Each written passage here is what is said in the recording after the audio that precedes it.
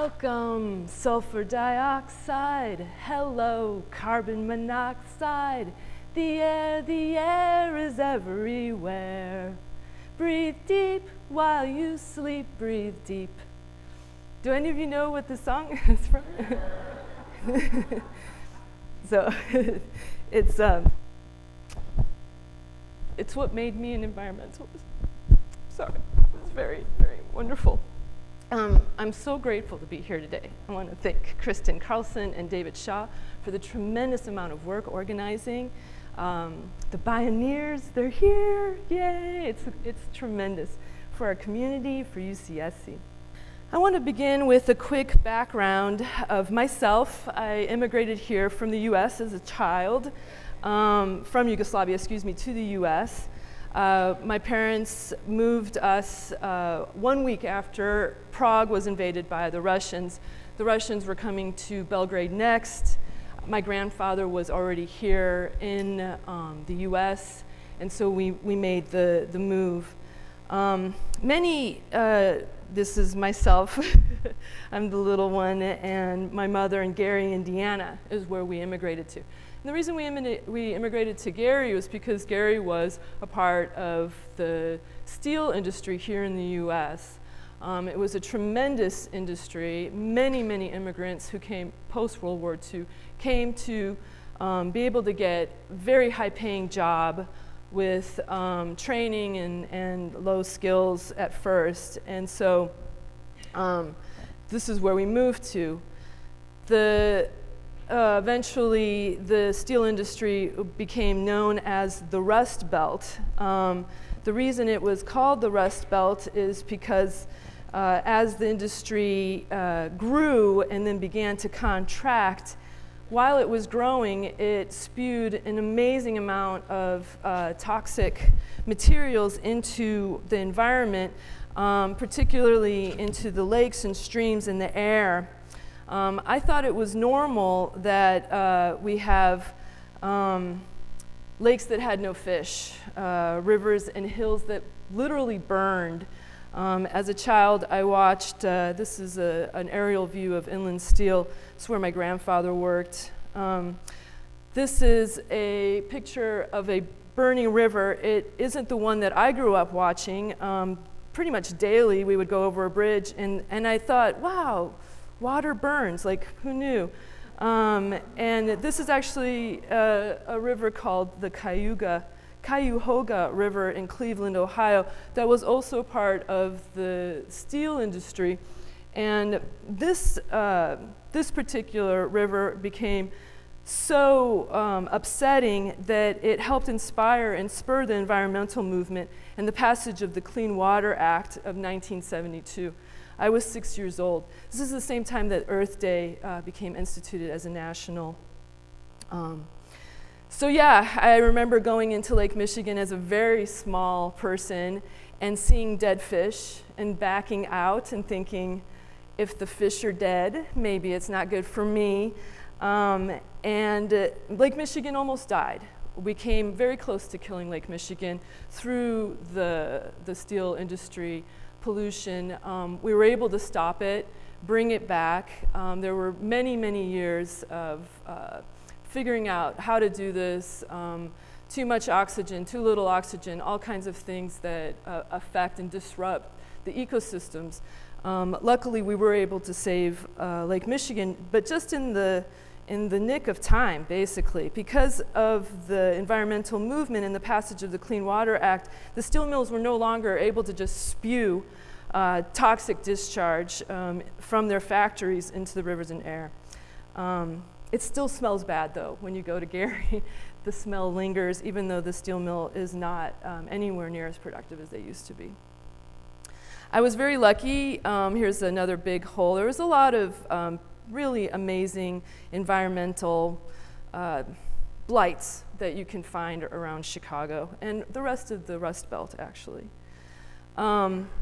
So this is another 1969 big piece, Yoko Ono and John Lennon, trying to figure out how do we activate people? How do we get people to move in a direction that causes behavioral change? And so for me, this was something that I thought about quite a bit as I was growing up. I was very lucky. I had a great science education in Indiana, in the public school system. And so I not only was educated scientifically, but also very well mentally and conceptually. This is the movie, and I actually had this 8-track as a 13-year-old. I don't know if any of you know what an 8-track is, but it's what we used to use, high fidelity. It was amazing. I saw the movie when I was 13. It absolutely changed my life. It made me become the beginning of a political conscious person, as well as an environmentalist.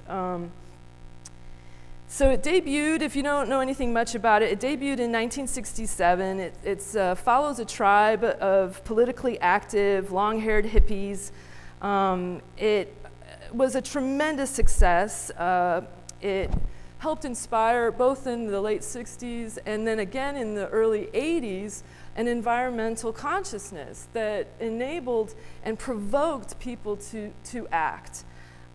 They say even today, they just had a revival in 2009, and Time called it one of, if anything, more daring than ever. All of these things that I thought we were going to be cleaning up and continuing to fix as a young person, sadly has not come to bear. As a young person, I went on to college at Purdue University, and there I studied quite a few different things. I got a construction engineering degree. I also was a fine arts student and a philosophy major. I was able to learn both critically how to think and do research. Through my philosophical studying, I became an existentialist and also embraced my feminist spirit that was already there. This is when I became an activist. One of the people that was a great influence to me was Robin Lakoff, along with studying Wittgenstein and the power of language and how important the words that we use both express who we are and send out into the world. Simone de Beauvoir was also a very large influence on my life. She gave me a bunch of smacks upon the head, explaining to me that women were indeed treated as second-class citizens, and that even my rebellion, even my acts of activism were actually within the system. And to truly disrupt, you have to think about working outside the system. I became so angry that I decided I had to make the world a better place. I went on to organize marches such as Take Back the Night, which is an annual protest and direct action against rape and forms of sexual violence. It's been going on around the US for over 30 years. We have this march, continues here at UCSC. I also helped organize 2 busloads of activists to go from Purdue to Washington, D.C. This was at the time considered one of the largest protests in the history of the US. It was a March for Women's Lives and Reproductive Rights Rally. It was organized by the National Organization for Women. At a time, it drew over 125,000 demonstrators across the US. This was as a direct, it was because there had been some terrible attacks on abortion clinics. People were being killed. And also, it was demand the rejection of a Senator Bork, who was an anti-choice senator who was trying to get on to Ronald Reagan submitted him as a nominee for the Supreme Court. And we knew that if he became one of the members, that all of our Roe versus Wade and the women's reproductive rights would go out the window. It did work. Bork was not. Well, it worked at that moment. We're still under the attack from right-wingers today. We also did anti-apartheid protests. Purdue was a part of they had investments in companies that were invested in South Africa and in the apartheid system. It was a system of racial segregation, and it was enforced through legislation, and it was a part of the governing party, the National Party in South Africa from 1948 to 1994. We did shanty towns on the mall, and eventually it worked. Purdue did de-invest from apartheid prior to the dismantling of apartheid. Actually, it was 1986 that Purdue de-invested. And so where were we looking at? I was looking at the hippies from the 60s. I was looking at hair. This was how I learned to be an activist. This was how I learned to organize and to have marches and protest and elevate our voices. Then I had kids, and it took a little steam out of my engine as far as activating in the world, although I was able to spin it into a belief that my greatest act as a political conscious person is to raise children that are politically conscious and that will continue fighting. I also got into radio. I was able to, this was all while I was having babies. In 1991, we had moved from Indiana to San Francisco, to Oakland with my husband, and I was at a party. And at that party, somebody was talking about Robin Lakoff, and you all remember her. She was my big influence in how I speak. And I was like, Robin Lakoff is here? I had no idea. And I'm thinking, how can I get her to talk to me? And so I had this wild idea that if I got a radio show, she would have to talk to me. And it worked. So in 1991, I got my first radio show called Women in the Arts. It was at CalX, the UC Berkeley radio station. And my first interview was with Robin Lakoff. It was a tremendous experience for me, and I've actually become friends with her. Then the breakup of Yugoslavia. Yugoslavia had a horrendous war.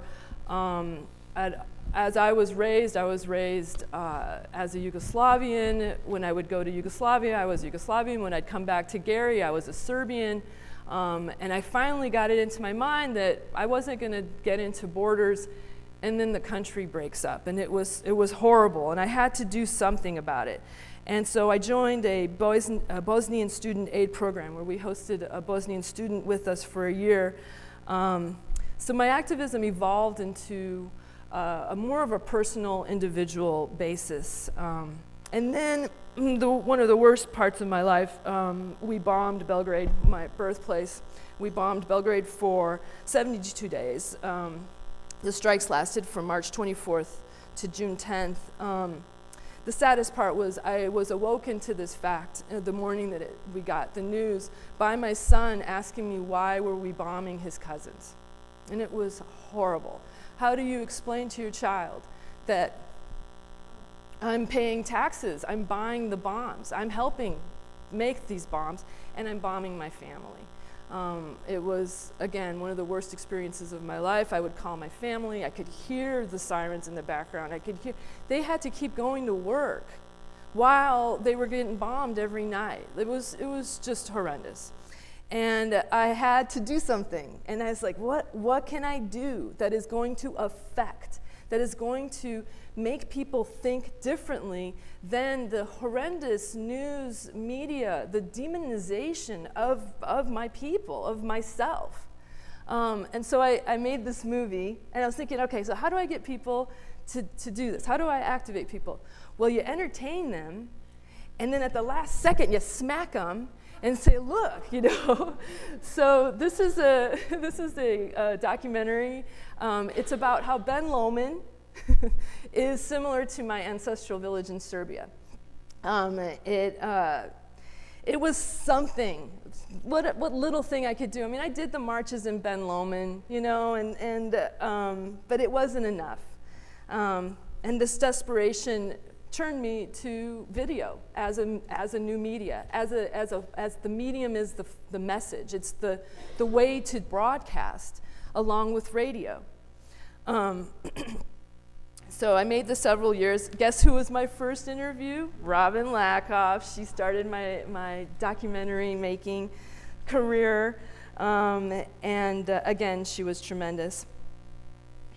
Then I went back to college, and at 40, I had a little midlife crisis type thing, and I came up here and I studied in the Digital Arts and New Media program.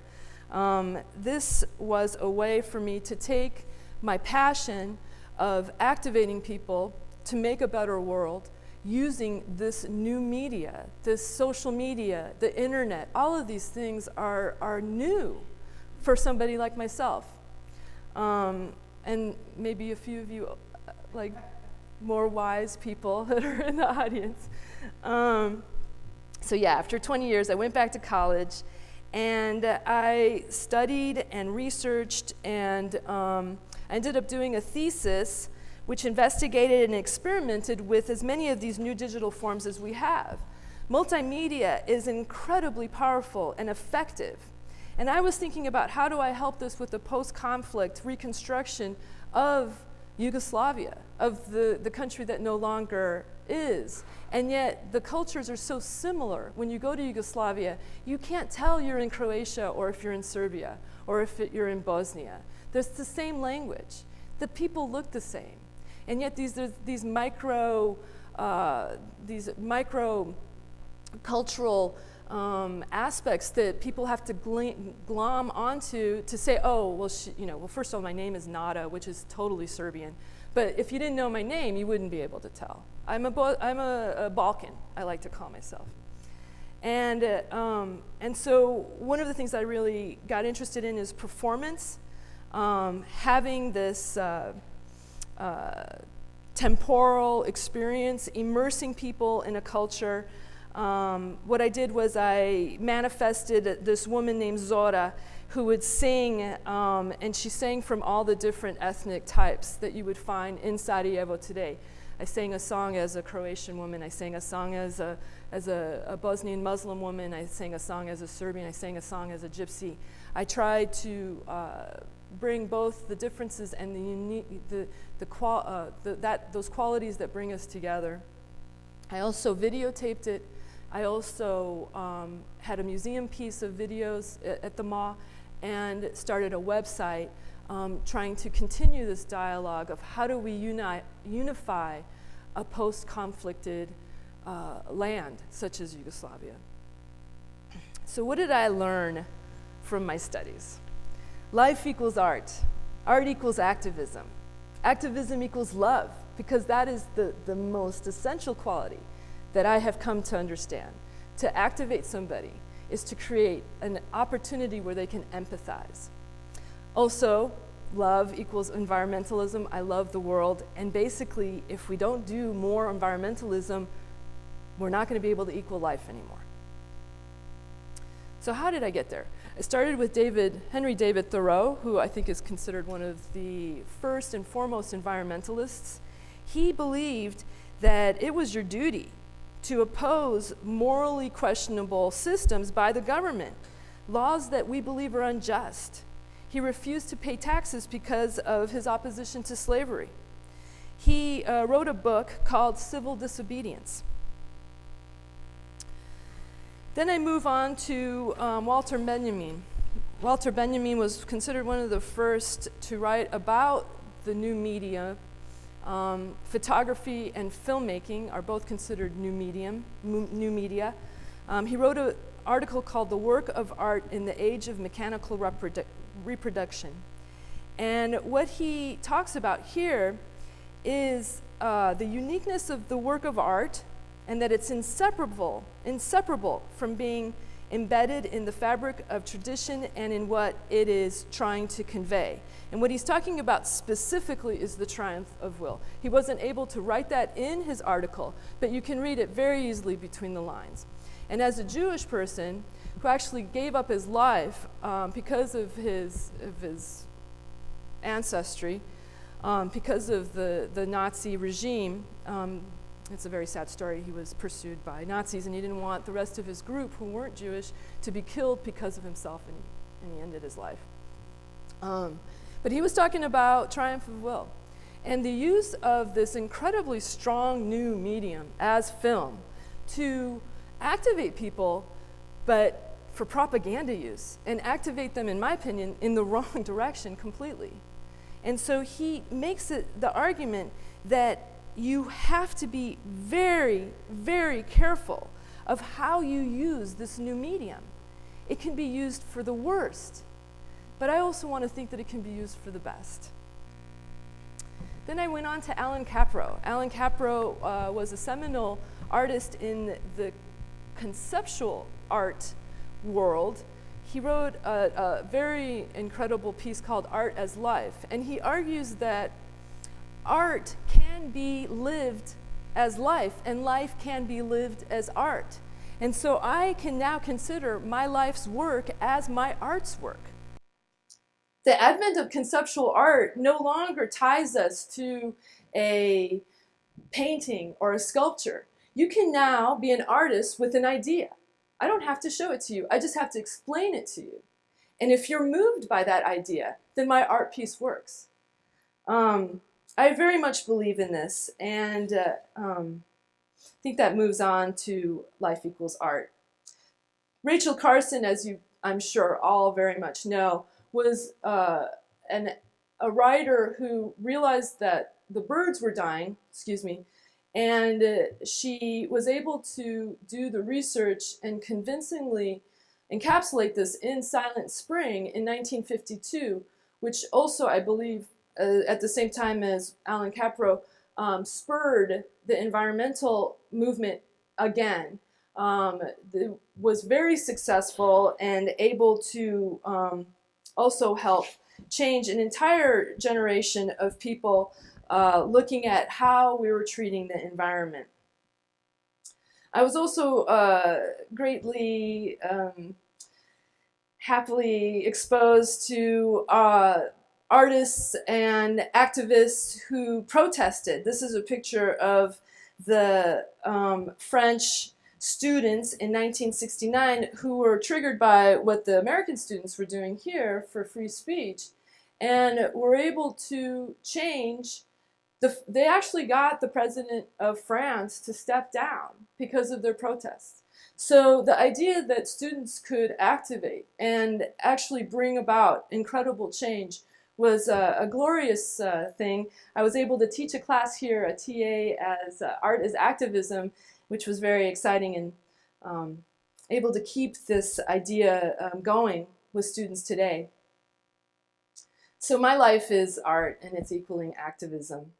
So what do we have today? This is a picture from the Spring Revolution, the Spring Arab Revolution, where in 2010, we were able to see amazing changes in the Middle East, starting in Tunisia, and the way people were activating and learning where the protests were happening was through Twitter.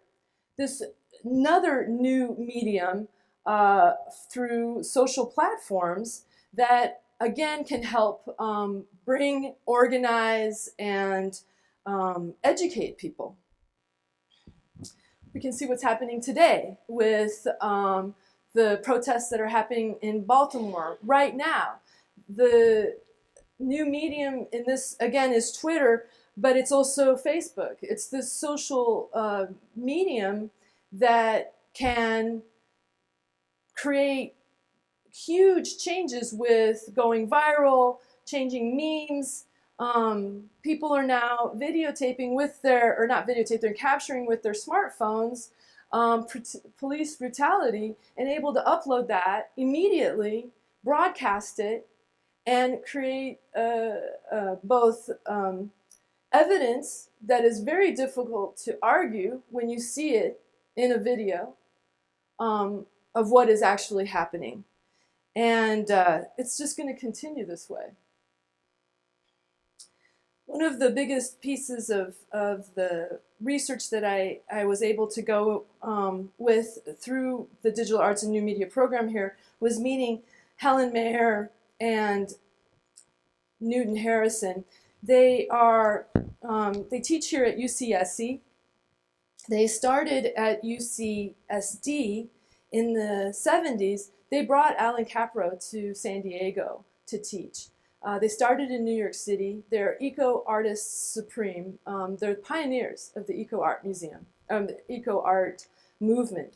They vowed in 1969 they would do no artwork that didn't help Gaia. None of their artwork for the last over 40 years has been out of alignment with that goal. They use multimedia in incredible ways, quite a few mapping.